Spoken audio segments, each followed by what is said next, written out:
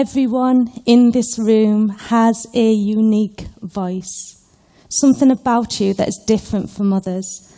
And I want you to take a moment to think about what that difference is. Some of you can teach. Some of you can create amazing pieces of art. Some of you can solve mathematical problems with ease, while others can care and nurture for others unconditionally. Now I want you to imagine what it would be like if for your entire life you had no idea that difference existed. There is a group of people whose unique voice, whose very diversity is so well hidden that's invisible even to themselves. I was one of those people. I am autistic, and I had no idea until I was diagnosed at the age of 35. Autism is a condition that affects how a person communicates, how they relate to people, and how they experience the world around them. Autistic people see, hear, and feel the world differently to non-autistic people. And while no two autistic people are the same, we do share common traits, such as how we communicate, how we are able to plan and carry out tasks. The level of difficulty a person has with these traits will shape where they fit on the spectrum. Now, a lot of people think that the autistic spectrum is a straight line with severe autism at one end and mild autism at the other, but it's not like that at all. Autism is like a kaleidoscope of colours, like that colour wheel on your computer where all the colours blend into one another. So let's have a look at these autistic traits. We have sensory issues. That's how you see, hear, and feel. So an autistic person may have amazing hearing, and they may be able to pick out minute details that other people can't see. Autistic people are fantastic at finding where's Wally, but they may struggle to process audible sounds. We have social communication. That's how we communicate and how we understand how other people communicate. It involves things like understanding body language, sarcasm, and humour. Autistic people can take things very literally. So a saying such as, "he wears his heart on his sleeve," may be very difficult for an autistic person to understand, because how can the human heart exist outside of the body, never mind on the sleeve of a shirt? We have executive function. Now that's our ability to plan, to organise our time and space, and to carry out tasks. So an autistic person with poor executive function may struggle to complete tasks, they may struggle to organise their space around them, and they may have difficulty with poor timekeeping. We have repetitive behaviours. Now this involves things like the level of interest we have in something. So the cliché is the autistic person who loves trains. One of my special interests is the TV show Friends.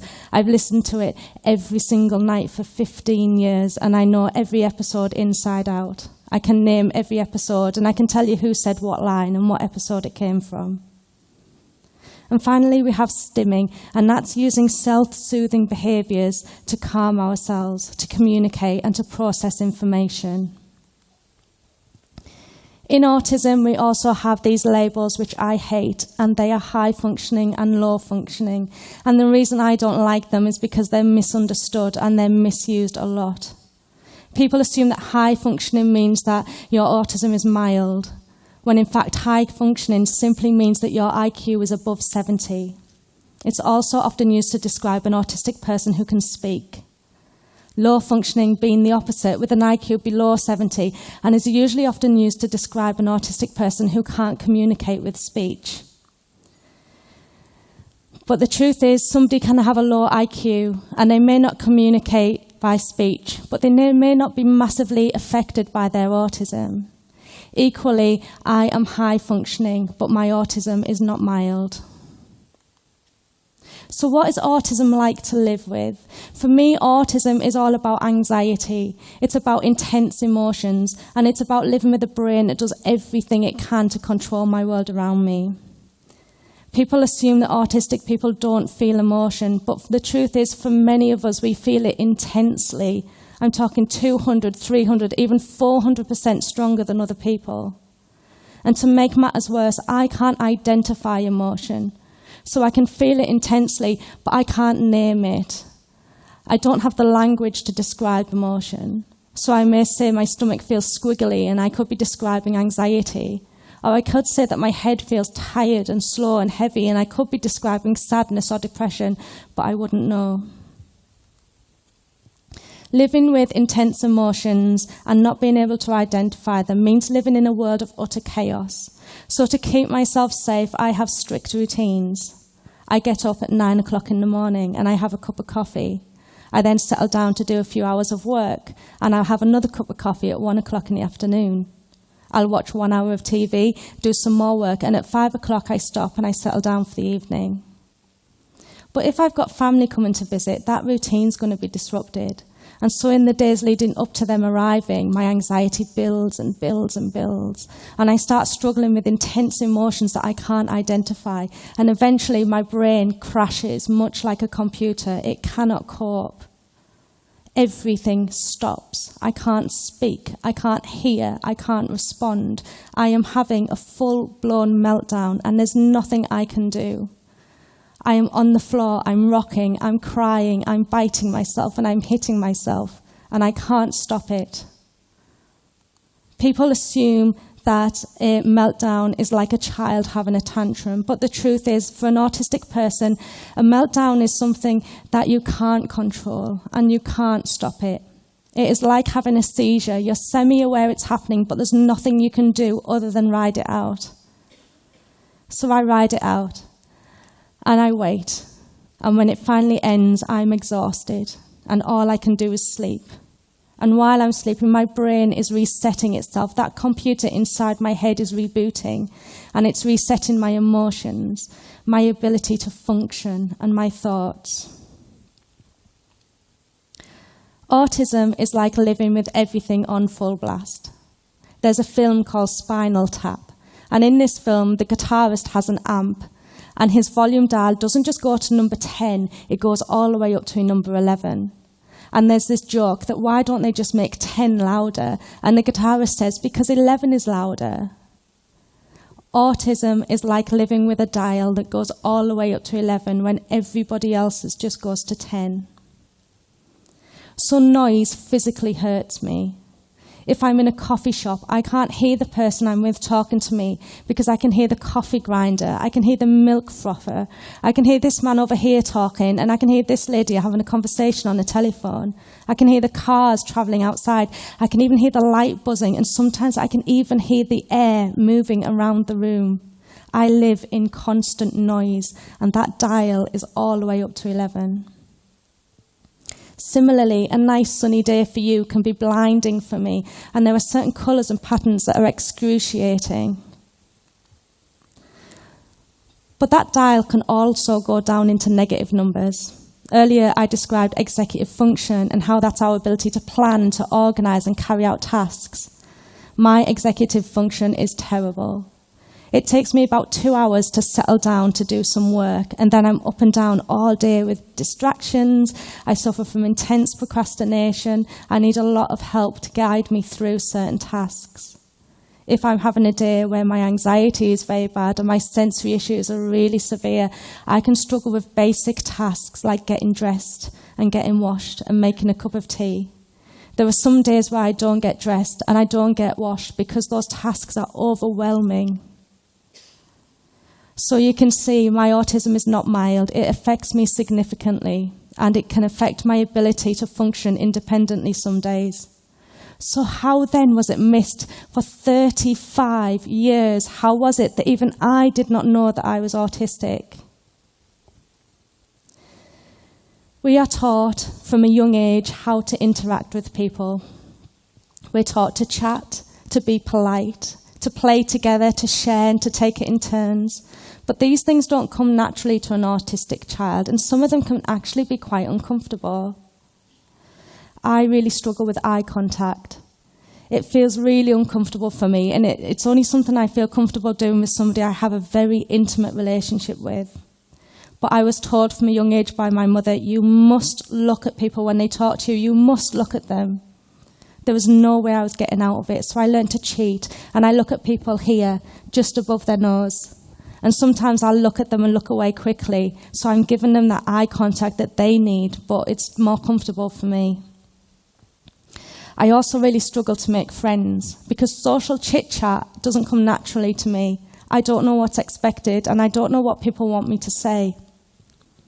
But I learned to hide my confusion at a very young age, and I learned to copy the behaviour of other people. We're also taught at a young age how to present ourselves. Flapping our hands and tapping our head are not socially acceptable, so we're not encouraged to do those things. But those movements can be a lifeline to an autistic person. They are called stimming, and they are crucial. For me, stimming is a crucial form of communication. When I'm happy and excited, I flap my hands. And when I'm trying to process information or block out sensory input, I twitch my fingers really close to my face, and it blocks out everything else. But this and this is not socially acceptable. And I learned at a very young age to hide my stimming. I learned to keep it inside me until I was in my room on my own, where I could rock and I could jump and I could flap my hands and tap my head. Stimming is a behaviour that is often forced out of autistic children because people don't understand how essential it is. Autistic people need to stim.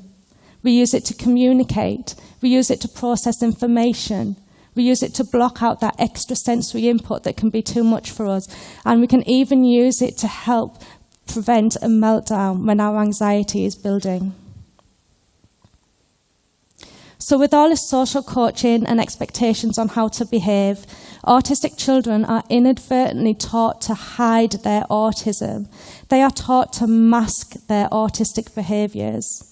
Little girls are brilliant at observing other people, and so autistic girls learn at a very young age to hide their autism and to mask their autism. Masking is not a conscious effort.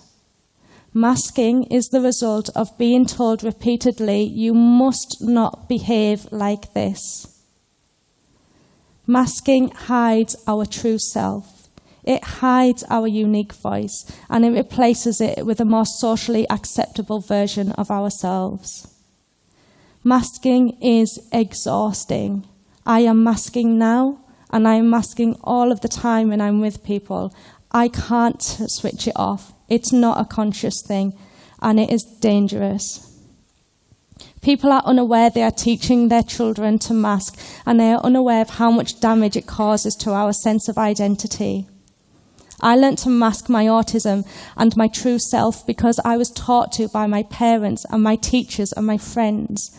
They had no idea what they were asking me to do, but I did it anyway.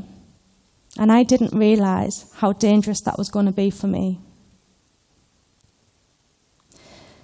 As I grew up into my teens, my early 20s, my autism fought back. It was tired of hiding, and it was tired of being masked.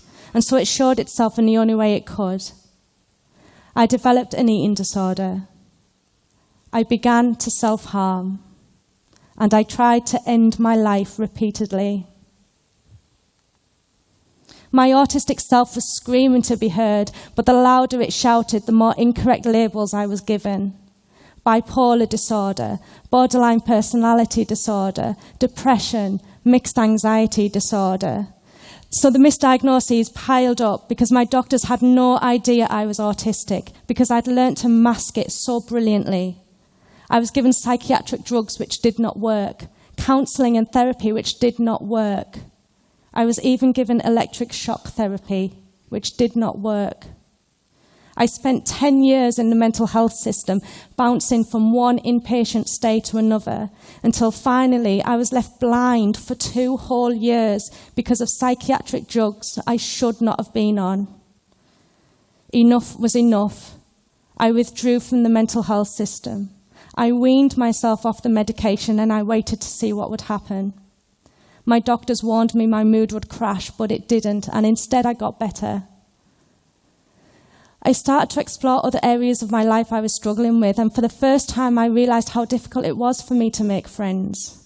I began to understand that I struggled with certain types of language, and I allowed myself to stim, and I found it helped relieve my anxiety. I referred myself to an autistic diagnostic team, and they confirmed my suspicion. I was autistic. Masking autism is dangerous, and it is killing autistic people. Autistic people have a life expectancy of 10 years less than their peers. 10 years. And the number one cause of death is suicide. At the age of 35, I discovered my unique voice. I discovered I was autistic. But I also discovered that society is stifling the voices of autistic people. We need to allow our children to be their true selves. We need to allow them to think and to be. We need to stop telling them how to think, and we need to stop worrying about whether they'll fit in. We need to also let our autistic children be autistic. We need to stop forcing out behaviours we don't understand, and instead we need to encourage their special interests and their unique skills. I am autistic, and this is my unique voice. Thank you.